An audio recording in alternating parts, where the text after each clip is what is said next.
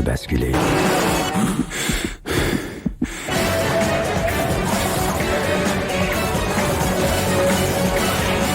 Burnout, ça passe ou ça casse. Eh bien, salut à tous et à toutes, c'est Monsieur Toc, j'espère que vous allez bien et que vous avez apprécié mon énorme test du génial Dench Attack. Et justement, à ce propos, sachez que mon concours est à présent terminé, donc pensez bien à vérifier en description pour voir si vous avez gagné. Mais aujourd'hui, je vous l'avais promis en exclusivité, puisque je suis le seul youtubeur français à avoir été invité, eh bien je vais pouvoir vous donner mes premières impressions sur le successeur spirituel de Burnout Paradise. Eh oui, ça s'appelle Recreation 2, et puisque je l'ai testé durant plusieurs heures, figurez-vous que j'ai d'ores et déjà pas mal de petites choses à vous dire à son sujet. Mais avant de continuer cette vidéo, vous le savez, j'ai 30 secondes et pas une de plus pour vous parler de mon sponsor officiel, à savoir Instant Gaming. Comme tous les mois, j'organise un concours pour vous offrir le jeu de votre choix, donc si comme les heureux gagnants précédents, vous voulez tenter votre chance, eh bien je vous invite à cliquer dès maintenant sur le lien que j'ai placé dans la description. Mais évidemment, Instant Gaming propose aussi des milliers de jeux à tarif réduit, que ce soit sur PC ou sur console.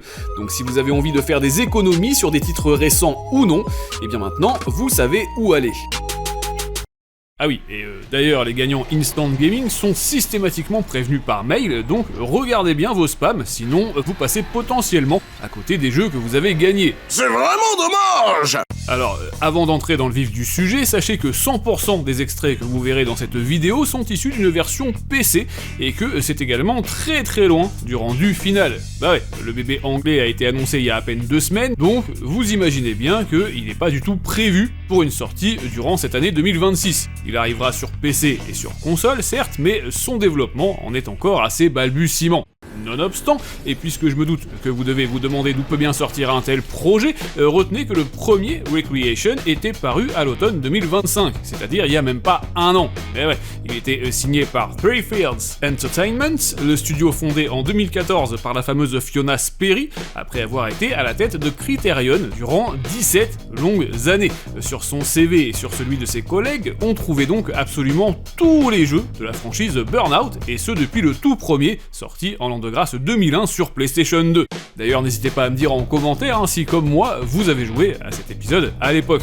Ils avaient également bossé sur le projet Airblade, bien entendu, sur Dangerous Driving aussi, ou encore sur le véritable Burnout Paradise 2, c'est-à-dire l'incroyable remake de Need for Speed Most Wanted, paru pour sa part en 2012. Bref, en ce qui concerne Recreation donc, qui a vu le jour en 2025, je vous le disais, la proposition d'un jeu de course en mode bac à sable et création communautaire, ça a pas vraiment attiré les joueurs. Le résultat n'était pas à la hauteur des espérances, et l'éditeur THQ Nordic n'a donc rien trouvé de mieux que de fermer le studio, histoire de remercier les développeurs une bonne fois pour toutes. Bon, généralement, après une telle déconvenue, franchement, c'est pas facile de se remettre en selle et d'assumer comme une princesse, hein. Eh bien, pas pour Fiona. Oh que non. Elle s'en fout, elle continue d'avancer pied au plancher, malgré les obstacles et les automobilistes un peu trop mous du genou qui lui barrent la route. Aussitôt dit, aussitôt fait, elle a donc créé un nouveau studio, très intelligemment baptisé When Tides Turn, et cette fois-ci ils reviennent en indé, sans éditeur derrière pour leur mettre la pression, avec dans l'idée de proposer un récréation deuxième du nom, mais qui s'appellerait Burnout à 200% si EA n'avait pas gardé les droits sur la licence.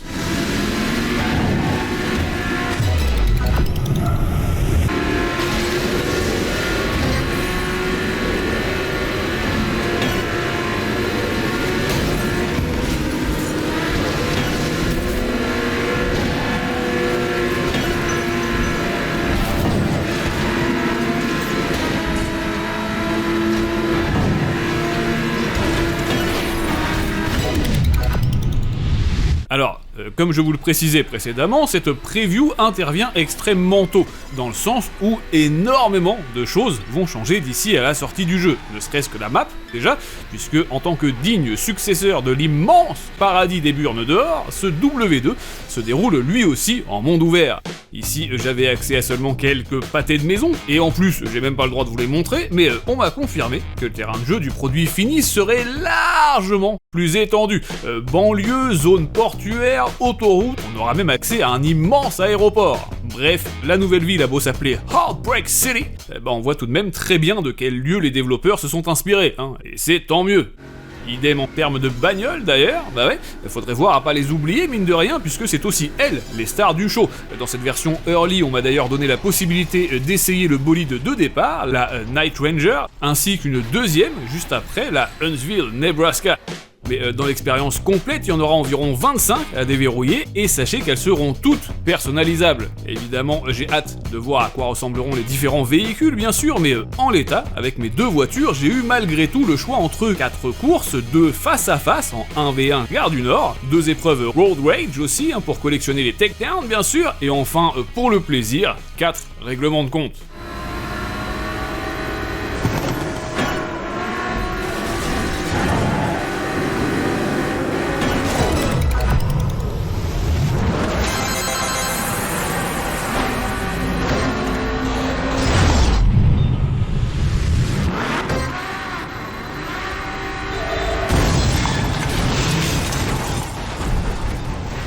Durant cet aperçu exclusif, j'ai pu entreapercevoir le potentiel intrinsèque du bébé anglais. Sur le plan visuel, je sais pas ce que vous en pensez, surtout avec la compression YouTube, c'est jamais vraiment évident, mais je rappelle tout de même que le titre est réalisé en indé par très peu d'employés et avec très peu de budget.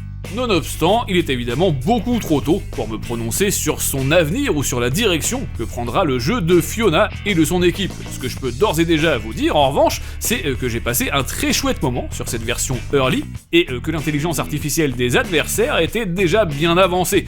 On avait même le choix entre une expérience facile, normale, difficile, voire extrême.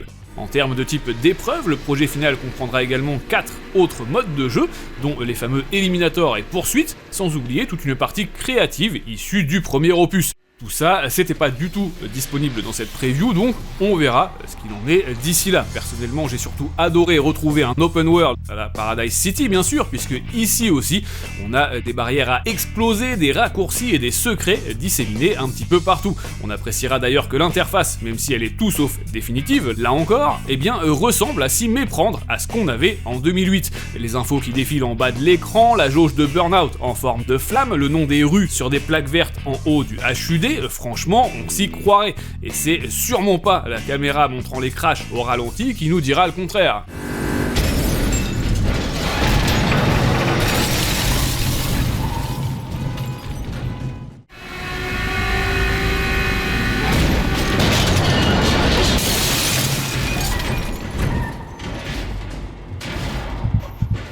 Et oui d'ailleurs, en parlant de caméra, j'avoue que j'ai pas du tout aimé l'angle par défaut de la vue extérieure. Bien sûr, il suffit d'appuyer sur triangle pour passer en vue interne, mais la deuxième vue est trop haute à mon goût, et un poil trop dézoomé. Bon, on peut bouger un petit peu le stick droit, mais je préfère le dire. Bien évidemment, ce Recreation 2 sera entièrement jouable aussi bien en solitaire qu'avec des amis en mode online, mais en l'état, j'ai déjà retenu la qualité de la bande-son, et vous savez à quel point c'est hyper important dans un jeu de course arcade à la Burnout. Bien entendu, les Guns N' Roses ne sont pas au menu, et DJ Diabolica non plus pour le moment, mais nul doute que les programmeurs nous réservent une tracklist de qualité. Manette en main, j'ai apprécié le rendu global, ainsi que la sensation de vitesse, d'une manière générale. Pour autant, j'aurais aimé que les voitures soient un petit peu plus lourdes. Là, j'ai pas suffisamment ressenti leur poids, donc j'ai hâte de voir si ça bouge à ce niveau-là durant les prochains mois. Et enfin, last but not least, le studio m'a assuré que le jeu ne sortirait pas ni sur PC ni sur console tant que les 60 FPS ne seraient pas tenus de façon irréprochable tout au long de l'expérience. Durant cette preview, j'ai eu quelques bugs et quelques micro-freezes, certes, mais l'ensemble tournait déjà merveilleusement bien chez moi. Après, j'ai une très grosse config PC, donc fatalement, c'est pas vraiment représentatif. À voir ce que ça donnera sur des plateformes plus grand public et notamment sur PS5 et Xbox. Bref, vous l'aurez deviné, je n'ai pas d'autre choix que de m'arrêter ici, à la fois parce que je n'ai pas le droit de vous montrer grand chose, certes, mais également parce que la build en question est encore très early. J'espère toutefois que cette preview vous aura suffisamment plu et intrigué. Si c'est le cas, n'hésitez pas à lui mettre un like, à la booster, à la partager aussi, et bien sûr à me rejoindre sur mes réseaux sociaux. De mon côté, je vous donne rendez-vous dans très peu de temps pour de nouvelles aventures haussiennes, mais d'ici là, jouez bien, amusez-vous bien, et à très vite.